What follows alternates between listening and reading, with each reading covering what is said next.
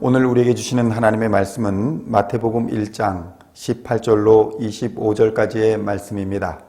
마태복음 1장 18절로 25절까지의 말씀입니다.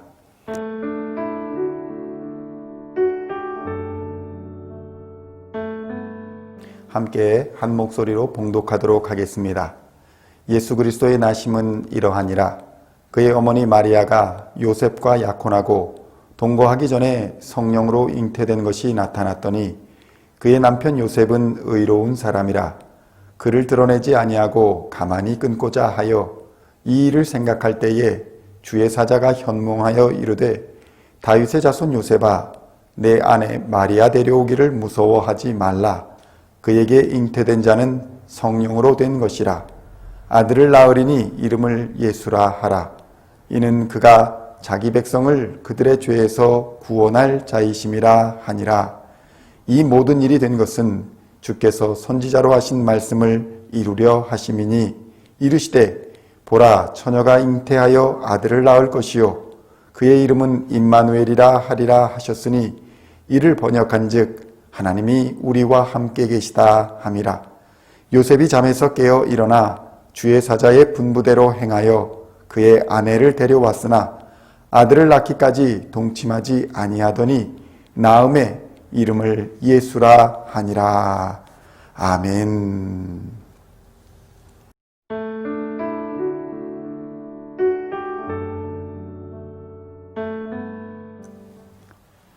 성도 여러분, 오늘은 성탄주일입니다. 현장과 주차장에서 그리고 가정에서 하나님을 예배하는 모든 성도님들 위해 하나님의 은혜와 평강이 함께 하시기를 우리 주 예수님의 이름으로 간절히 축원드립니다. 저는 최근 젠센 프랭클린 목사님의 설교를 들은 적이 있습니다. 오늘은 프랭클린 목사님이 설교에서 사용한 예화를 함께 들어보고자 합니다. 이것은 어느 아버지와 아들의 이야기입니다. 아버지는 사업 때문에 매우 바빴고 아들은 외로웠습니다. 이러한 시절을 보내고 어느덧 소녀는 대학생이 되었습니다. 어느 날 아버지와 아들은 함께 산책을 하던 중에 중고차 가게를 발견하게 되었습니다. 대학생이던 아들은 아버지에게 말했습니다. 아버지, 졸업 선물로 오픈카를 받고 싶어요. 아들은 몇 년 뒤에 학교를 졸업했습니다.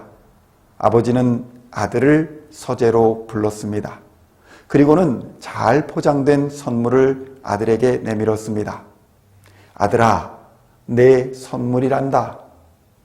아들은 기대하는 마음으로 선물을 풀어보았습니다. 그런데 이게 웬일입니까? 그 속에는 성경이 한 권 들어있는 것이었습니다. 그것은 아들이 원했던 것이 아니었습니다. 결국 아버지와 아들은 이 일로 다툼을 하게 되었고 아들은 그 길로 집을 나왔습니다. 그 후에 아들은 아름다운 여인을 만나 결혼을 했지만 아버지에게는 연락하지 않았습니다. 시간이 흘러 아들에게는 자녀가 생겼지만 여전히 아버지에게는 연락하지 않았습니다. 그런데 둘째 아이가 태어나자 아들은 아버지가 그리워졌습니다. 아들은 아버지와의 관계를 회복하려고 노력했습니다.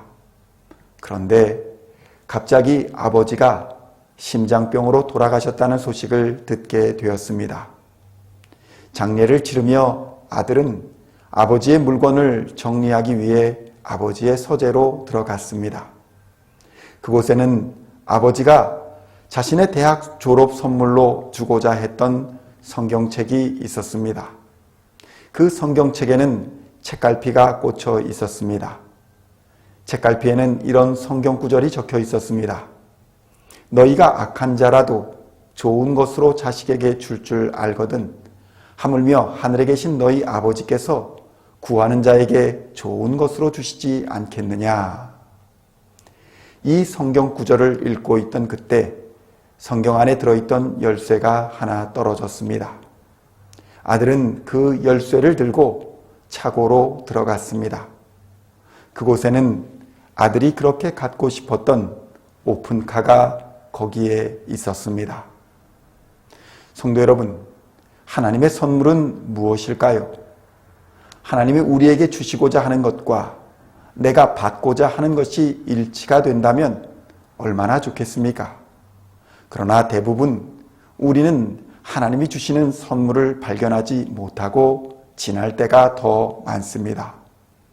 우리는 오늘 하나님의 선물의 특징을 알아보고 우리의 삶에서 하나님이 주시는 선물을 놓치지 않고 귀하게 받는 인생이 되기를 원합니다. 먼저 하나님의 선물의 특징은 나의 기대와 나의 방식대로 주어지지 않는다는 것을 우리는 알아야 한다는 것입니다. 하나님은 우리의 기도에 반드시 응답하십니다. 그러나 그것은 내 방식이 아니라 하나님의 방식대로 응답되어진다는 것을 기억해야 할 것입니다. 둘째로 하나님의 선물의 특징은 나에게 꼭 필요한 것이며 내게 완전한 것임을 알아야 할 것입니다. 하나님의 선물은 세상이 무시하는 것처럼 보일지라도 반드시 내게 필요한 것을 주시지 필요 없는 것을 주시지 않는다는 것입니다. 예수 그리스도의 나심은 대표적인 하나님의 선물입니다. 예수님은 평범한 가정에서 태어났으나 이 태어나는 방식은 인간의 방식이 아니었습니다. 이스라엘을 구원할 구원자 메시아의 탄생은 이미 성경에 예언되어 있었습니다. 사무엘하 7장 12절에서 13절에 보면 하나님께서 선지자 나단을 통해 다윗에게 말씀하시는 장면이 나옵니다. 사무엘하 7장 12절로 13절의 말씀입니다. 내 수완이 차서 내 조상들과 함께 누울 때에 내가 내 몸에서 날 내 씨를 내 뒤에 세워 그의 나라를 견고하게 하리라. 그는 내 이름을 위하여 집을 건축할 것이요 나는 그의 나라 왕위를 영원히 견고하게 하리라. 아멘. 하나님께서는 다윗의 가문에서 영원히 무너지지 않을 나라를 세우실 메시아가 태어날 것을 약속하셨는데 예수님의 아버지 요셉이 바로 다윗의 후손이며 그가 마리아를 데려와 아내를 삼았으므로 예수님은 성경의 말씀대로 다윗의 가문에서 태어나게 된 것입니다. 그러나 요셉은 하나님의 선물인 예수를 도저히 자신의 상식과 지식으로는 받아들일 수 없는 상황에 직면했습니다. 주의 사자로부터 이런 말씀을 직접 들은 요셉은 그의 눈과 귀를 의심하지 않을 수 없었습니다. 마태복음 1장 20절의 말씀입니다. 이 일을 생각할 때에 주의 사자가 현몽하여 이르되 다윗의 자손 요셉아 내 아내 마리아 데려오기를 무서워하지 말라. 그에게 잉태된 자는 성령으로 된 것이라. 아멘. 요셉이 이러한 하나님의 말씀을 직접 들었을 때에 그는 선택을 해야 했습니다. 자신의 지식과 인간의 보편적 상식을 의지할 것인가? 아니면 초월적인 하나님의 역사를 받아들일 것인가? 이러한 선택의 상황에서 요셉은 엄청난 갈등을 견뎌야 했습니다. 우리는 오늘 요셉을 통해 하나님의 선물을 이해하고자 하는 인간은 어떤 자세를 취하여야 하는지를 살펴보고 우리의 인생 속에 감추어진 하나님의 선물을 발견하는 시간이 되시기를 우리 주 예수님의 이름으로 축원드립니다. 첫째로 요셉은 성령 잉태라는 기적 사건 앞에서 먼저 자신의 생각을 바꾸어야 했다는 것입니다. 성도 여러분, 신앙은 자신의 생각을 바꾸는 것에서부터 시작합니다. 지금 자신의 생각이 바뀌지 않았다면 여전히 나의 주인은 하나님이 아니라 나 자신인 삶을 살고 있다는 것입니다. 남자가 있어야 아기가 생긴다는 것은 지극히 상식적인 이야기입니다. 그러나 마리아에게 일어난 일을 보면 그것을 하나님의 일로 인정한다는 것이 일반 사람들에게는 지극히 어려운 일입니다. 우리의 인생에서는 육신의 눈이 아닌 믿음의 눈으로 보아야 보이는 것들이 있습니다. 성도 여러분, 우리의 일상에 영적인 무관심을 가지고 살아갈 때는 보이지 않던 일들이 하나님을 만나고 믿음이라는 선물을 받게 되면 전혀 다른 방식으로 눈에 보이게 되더라는 것입니다. 삶에서 영적인 싸움을 느끼게 되고 하나님의 섭리를 경험하게 되면 하나님의 선물을 맛보게 되는 놀라운 경험을 하게 되는 것입니다. 생각의 방식이 바뀌지 않았을 때는 전혀 알지 못했고 보이지 않던 영의 세계가 보이기 시작하는 것입니다.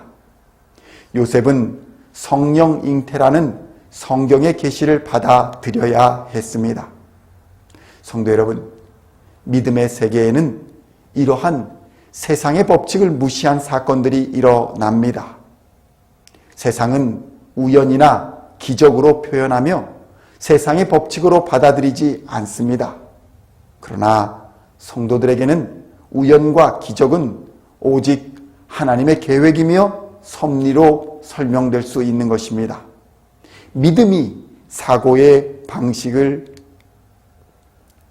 믿음이 사고방식의 전환점을 만들어내는 것입니다. 우리의 신앙에도 이러한 전환점이 있어야 신앙이 즐거워지기 시작하는 것입니다.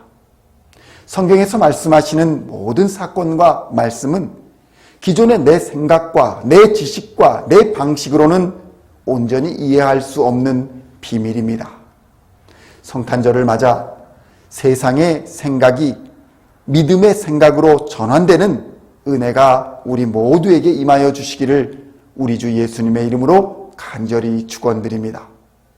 둘째로 요셉은 예수님의 탄생을 앞두고 세상의 비난과 의심의 시선을 감수해야만 했습니다. 요셉과 마리아는 아직 결혼도 하지 않은 상태였습니다.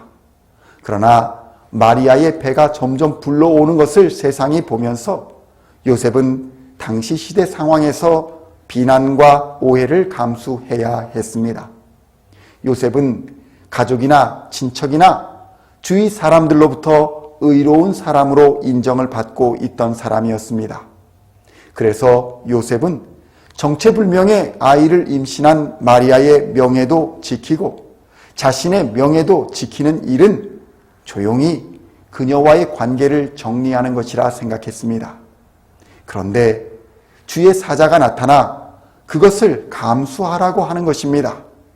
만약 이것을 감수한다면 자신의 명예가 실추될 것이 뻔했습니다.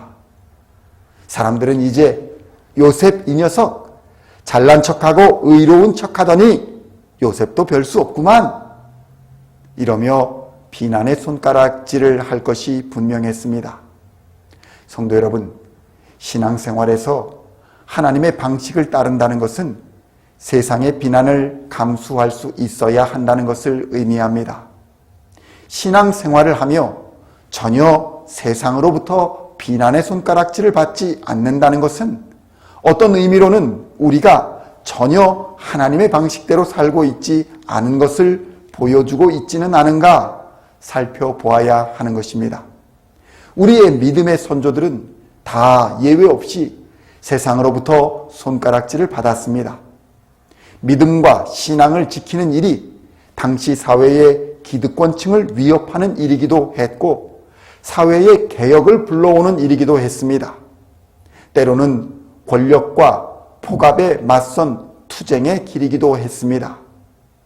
한국의 신앙 역사를 살펴보면 초창기 조상에 대한 제사 문제가 그러했고 주인과 노비, 남자와 여자가 함께 차별 없이 예배드리는 것이 그러했습니다. 일본의 토속신앙인 신사와 같은 우상에게 절하는 것을 거부한 것이 그랬으며 인간의 자유와 평등을 억압하는 부당한 권력에 저항한 것이 바로 교회를 교회되게 한 역사적인 사건들입니다. 손가락질 받는 것이 두려워 그저 잠자코 있었다면 우리는 오늘날 이러한 신앙의 자유와 예배의 자유를 누리지 못하고 있을 것입니다. 성도 여러분, 하나님의 방식을 따른다는 것은 세상을 두려워하는 것이 아닌 하나님을 경외함으로부터 시작하는 것입니다.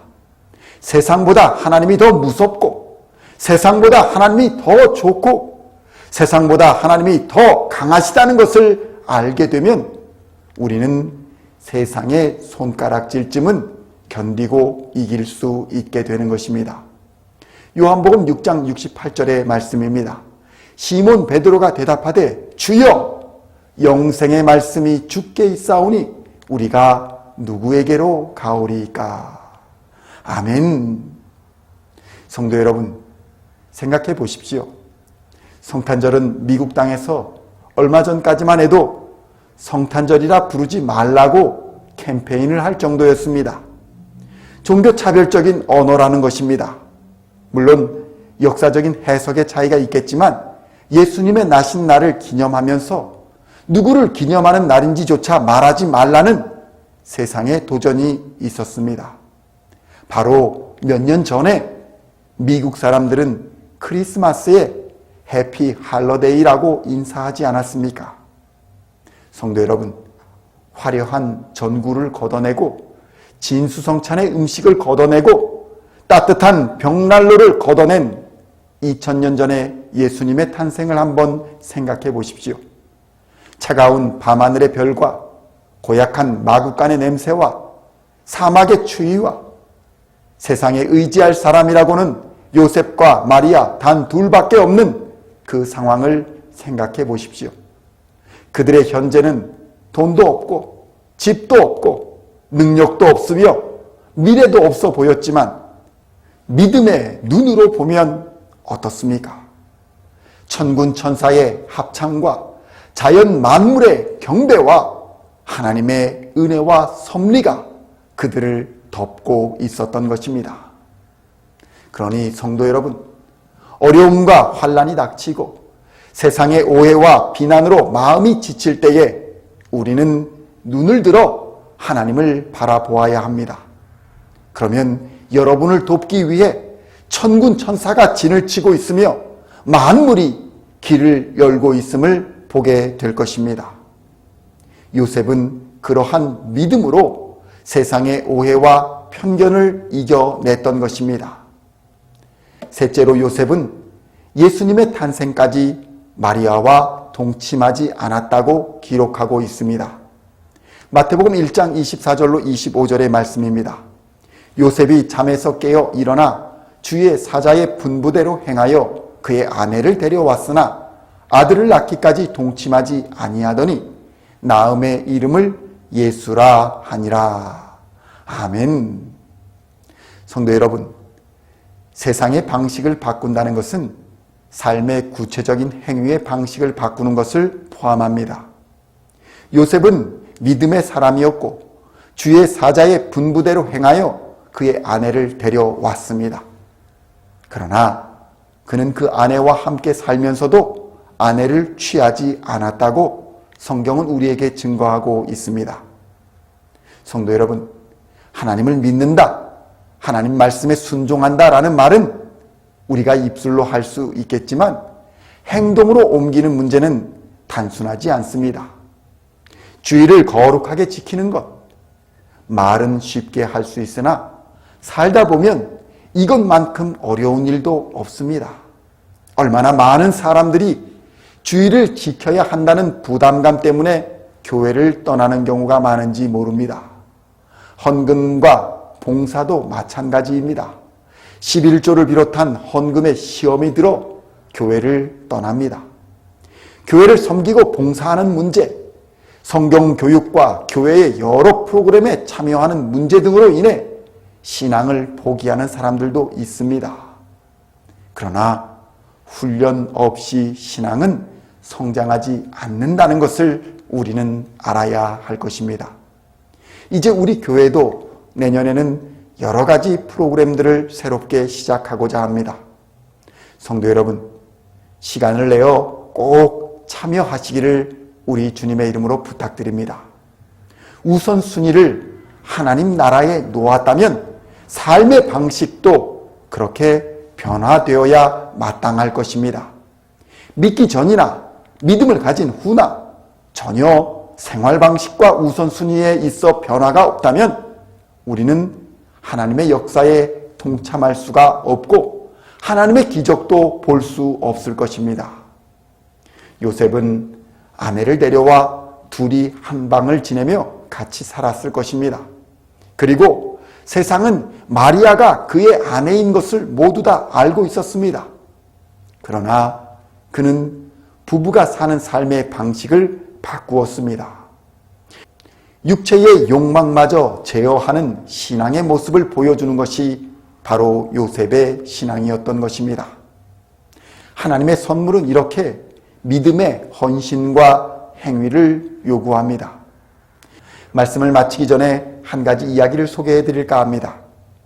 미국 시골의 통나무집에 한 병약한 남자가 살았답니다. 그 집 앞에는 큰 바위가 하나 있었는데 그 바위 때문에 집 출입이 너무 힘들었습니다. 어느 날 하나님이 꿈에 나타나 말씀하시더랍니다. 사랑하는 아들아, 집 앞의 바위를 매일 밀어라. 그때부터 그는 희망을 가지고 매일 바위를 밀었답니다. 8개월이 지났습니다. 그런데 시간이 흐르면서 점차 자신의 꿈에 회의가 생겼습니다. 아무래도 이상한 생각이 들어 바위의 위치를 자세히 측량해 보기로 했습니다. 그런데 세상에 바위가 1인치도 옮겨지지 않은 것입니다. 그는 현관에 앉아 지난 8개월 동안의 수고가 원통해서 엉엉 울었습니다. 그때였습니다. 하나님이 찾아와 그 옆에 앉으며 말했답니다. 사랑하는 아들아, 왜 그리 슬퍼하느냐? 그가 말했습니다. 이게 다 하나님 때문입니다. 저는 하나님 말씀대로 지난 8개월 동안 희망을 품고 바위를 밀었습니다. 그러나 바위가 전혀 옮겨지지 않았습니다. 그러자 조용히 듣고 계시던 하나님이 말씀하시더랍니다. 아들아, 나는 내게 바위를 옮기라고 말한 적이 없단다. 그냥 바위를 밀라고 했단다. 이제 거울로 가서 너 자신을 보려무나. 그는 일어서서 거울 앞으로 갔습니다.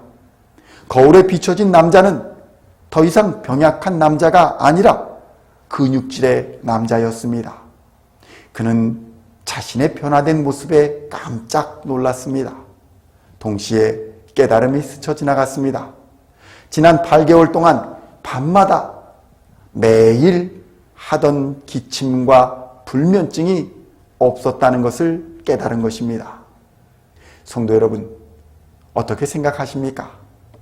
하나님의 계획은 바위의 위치를 변화시켜 집을 좀 더 자유롭게 출입할 수 있도록 하는 것이 아니라 그의 병약한 육신을 변화시키는 데 있었다는 것입니다. 성도 여러분, 하나의 예화에 불과하지만 어쩌면 우리의 상황 속에서 하나님의 선물을 대하는 우리의 방식과 관련하여 통찰력을 우리에게 주고 있는 이야기입니다.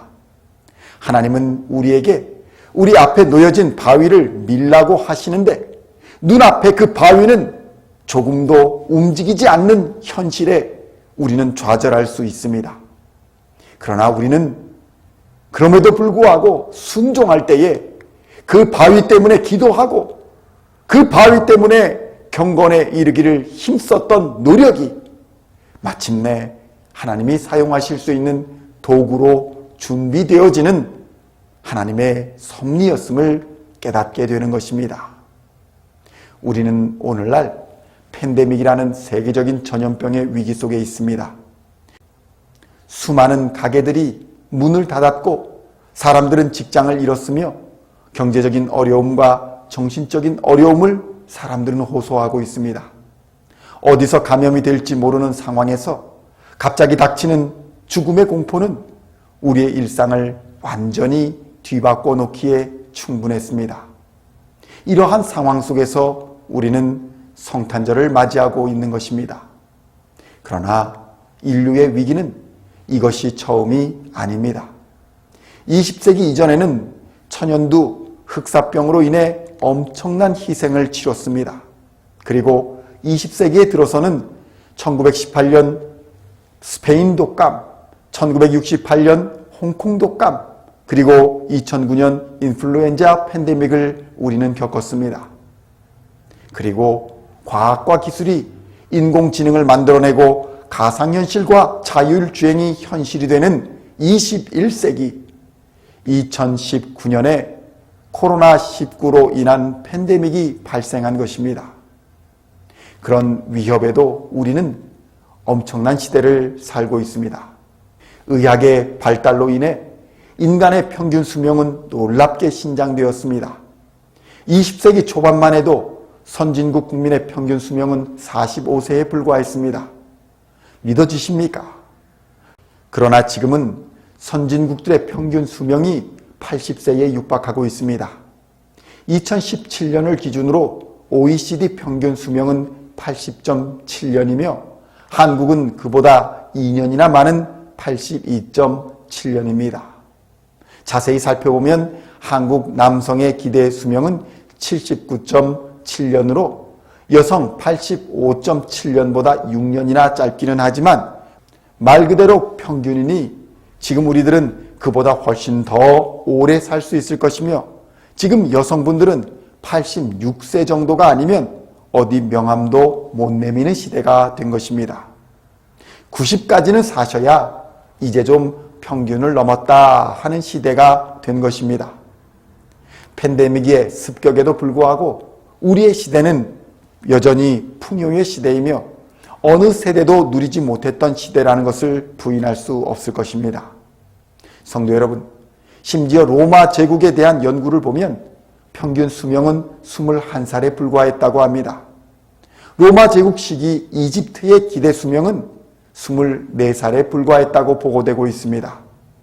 그 당시가 얼마나 영아 사망률이 높고 전쟁과 질병으로 사망하는 확률이 매우 높았던 고단한 사회였는지를 우리에게 알려주고 있는 것입니다. 그렇다면 오늘을 사는 이러한 풍요한 시대에 하나님이 우리를 부르신 이유는 과연 무엇일까요? 앞으로 교회에서는 은퇴라는 말이 사라질지 모릅니다. 80세도 사역을 감당하기에 충분하다는 것입니다. 갈렙과 같이 나이 80에도 전쟁을 감당할 수 있다는 믿음의 자세가 필요한 것입니다. 삶의 의욕과 열심을 잃을 때에 비로소 청년의 빛이 사라진다는 것입니다. 성도 여러분, 우리는 생각을 바꾸어야 합니다. 코로나 바이러스 시대에 교회가 위축되는 것이 아니라 오히려 복음은 더 힘있게 전파될 수 있다는 것을 우리는 믿어야 합니다. 교회의 부흥은 위기의 시대에 오는 것입니다. 하나님은 지금도 우리에게 선물을 주고 계십니다. 그러나 내가 원하는 것, 내가 원하는 방식대로 주시지 않는다고 분노하고 성질을 부르며 그 선물을 걷어차버리는 우를 범하지 마십시오. 요셉과 같이 나 중심의 생각을 하나님 중심의 생각으로 생각의 방식을 바꾸어야 하는 것입니다. 요셉과 같이 신앙을 지킬 때에 마땅히 쏟아지는 세상의 비난과 의심의 시선을 믿음으로 감수해야 하는 것입니다.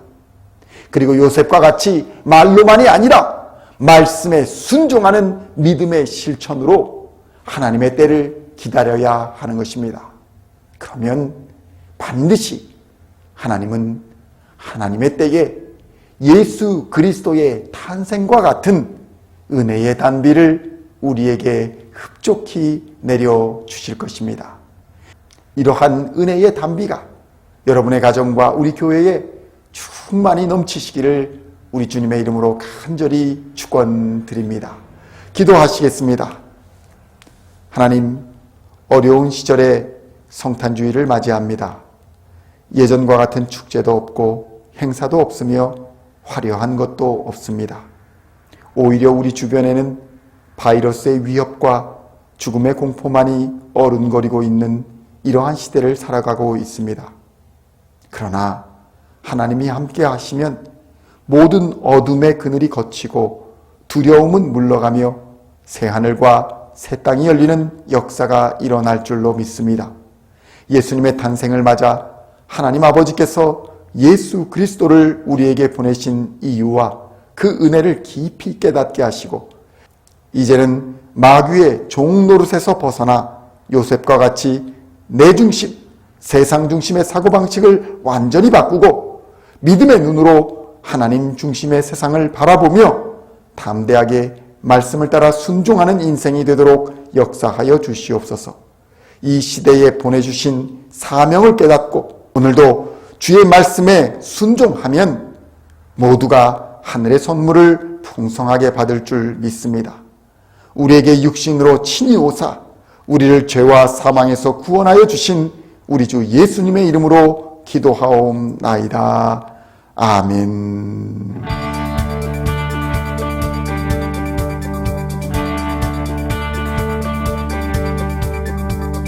Singing songs of thy praise, we are coming to you, dancing before your throne.